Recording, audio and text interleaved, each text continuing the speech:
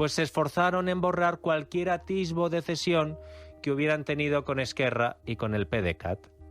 Los independentistas catalanes que estaban en la pomada y que tenían un chat con la ministra Meritxell Batet alucinaban con lo que estaba pasando, porque en privado todo eran, antes se decía buenas palabras, todo eran buenos WhatsApps y emoticonos de besos y demás, y negociaciones, pero en público Sánchez y su gobierno decían que ellos nunca habían pactado con los separatistas, por Dios, pero ¿dónde vamos nosotros con esta gente?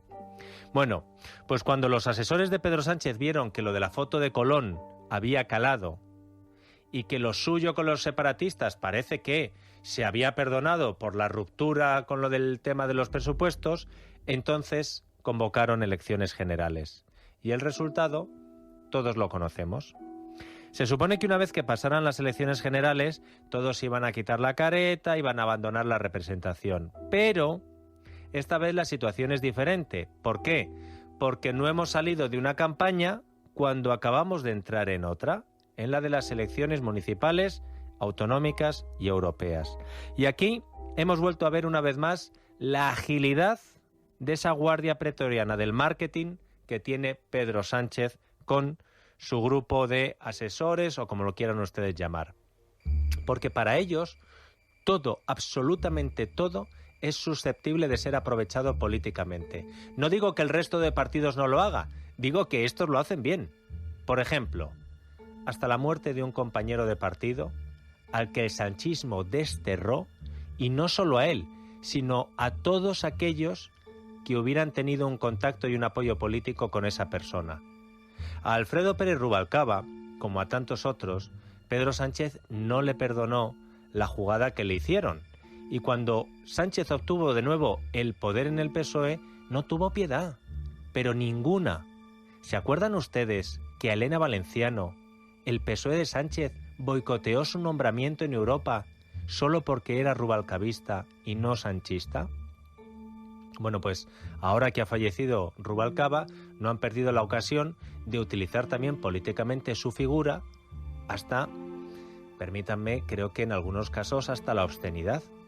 Han conseguido, eso sí, que el primer fin de semana de campaña, todo, absolutamente todo, mítines, informativos, periódicos, tertulias, girara en torno al homenaje que el sanchismo le estaba haciendo a Rubalcaba, del que han llegado a decir que era casi, si no el único, el gran artífice de acabar con la ETA, olvidando, por supuesto, y aparcando la parte de su biografía política menos edificante.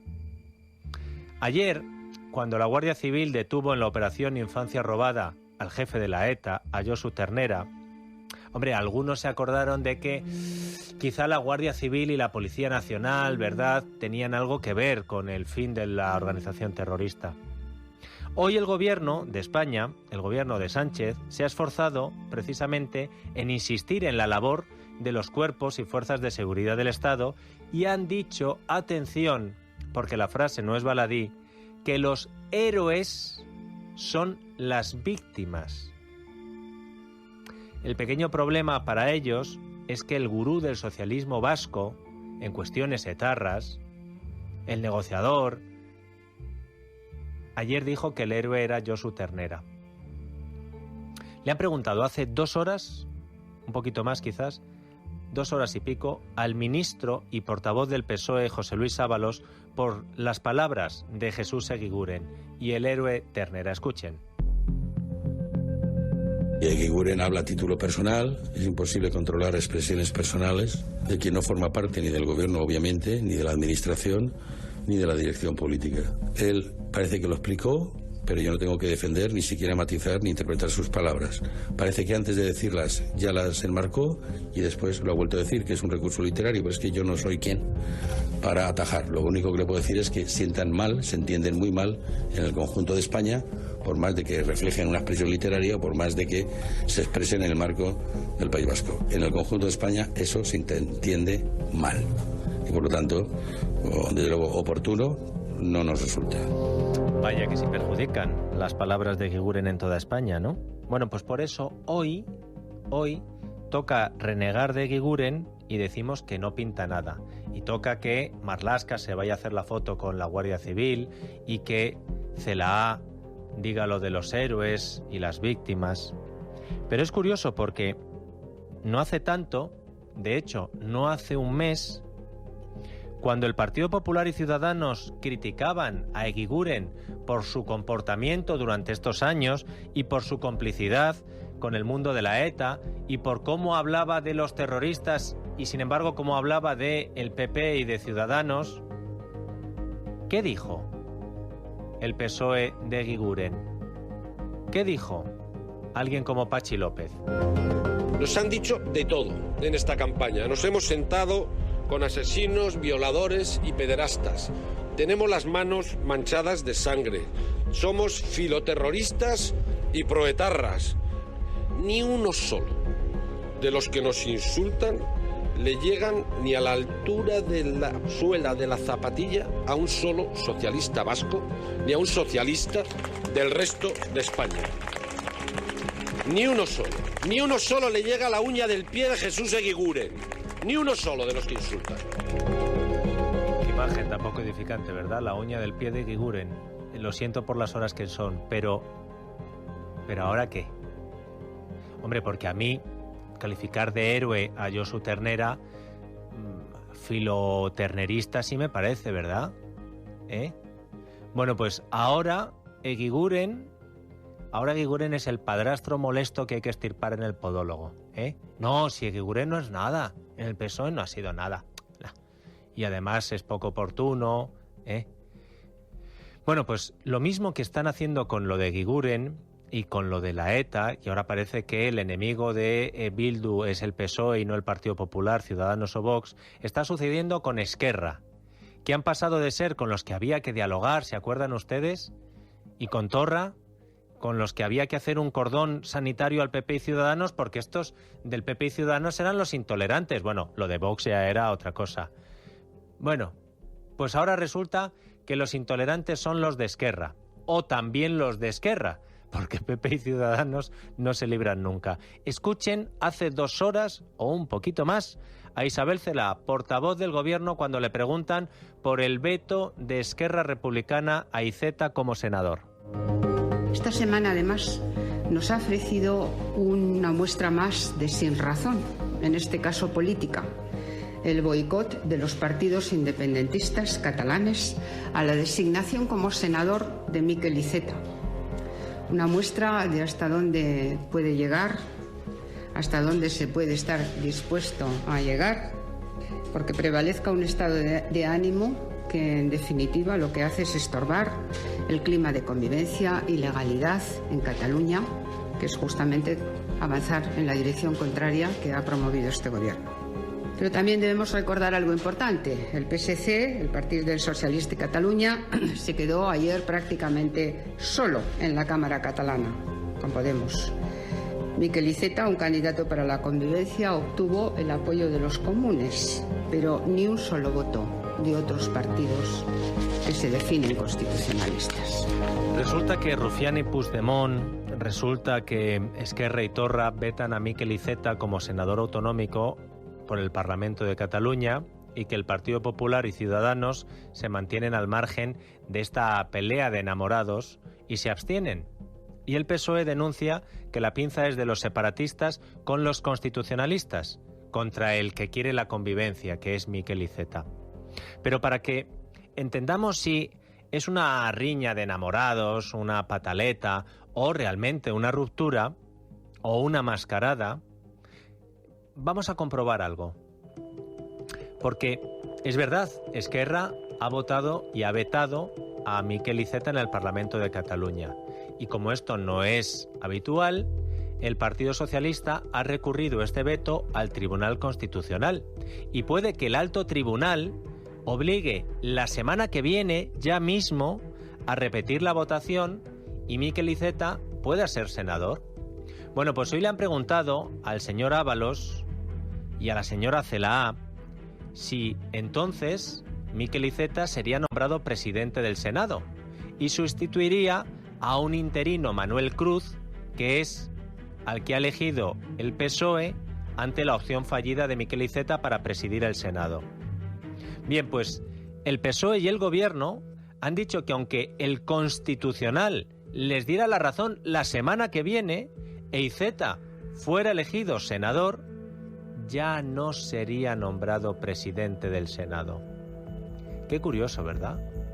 Tanto ruido con Iceta, tanto decir que era la persona ideal, tanto decir que era lo mejor a alguien que apuesta por la convivencia, tanto riesgo de exponer al que todavía es líder del PSC al boicot de los independentistas, y resulta que el PSOE tira la toalla antes de que termine el combate.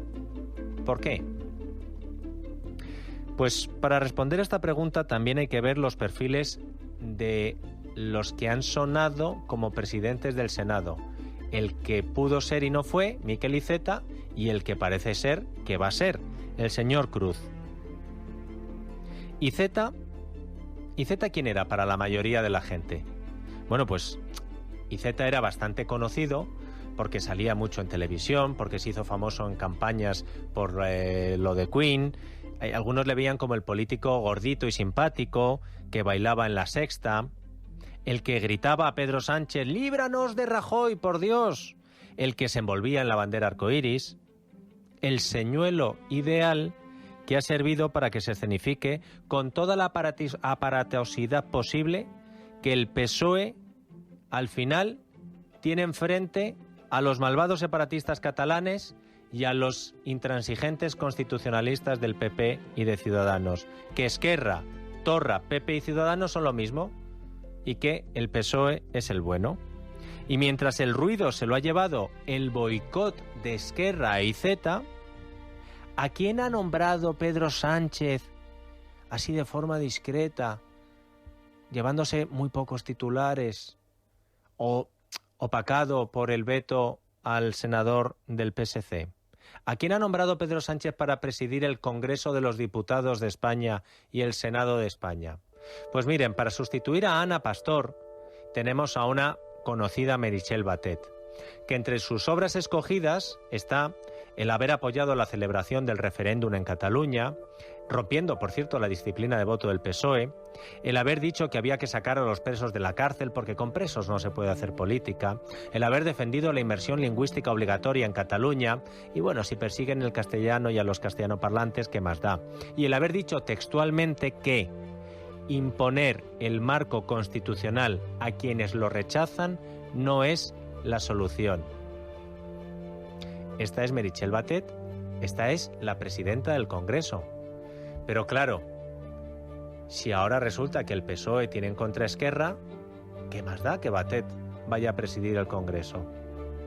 Más curioso, si cabe, es lo del Senado, porque para el Senado hemos pasado de un todo mediático Miquel Iceta a un desconocido de puntillas nombramiento Manuel Cruz.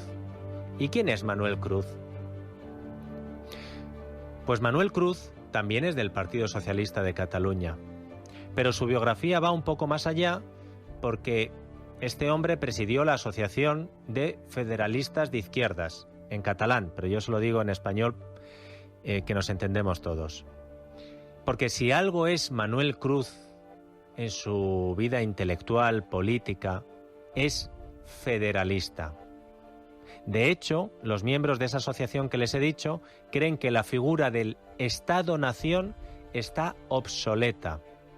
Y además, en otro manifiesto, el mismo Manuel Cruz firmó, para dejar claro cuál era su postura, que la imposición de un Estado unitario y centralista es ineficaz e inviable para gobernar una España plural. Este señor, Manuel Cruz, es el que va a presidir el Senado de España. Dicen que es el plan B de Sánchez, pero no sé por qué me da que este federalista contrario a un Estado unitario era su candidato desde el principio y que el presidente ha utilizado a Iceta como un cebo para engañar a muchos medios de comunicación y no sé si a muchos votantes. No me extrañaría que en este cara o cruz, en este teatrillo, lo mismo Esquerra Republicana también tuviera un papel adjudicado mucho antes.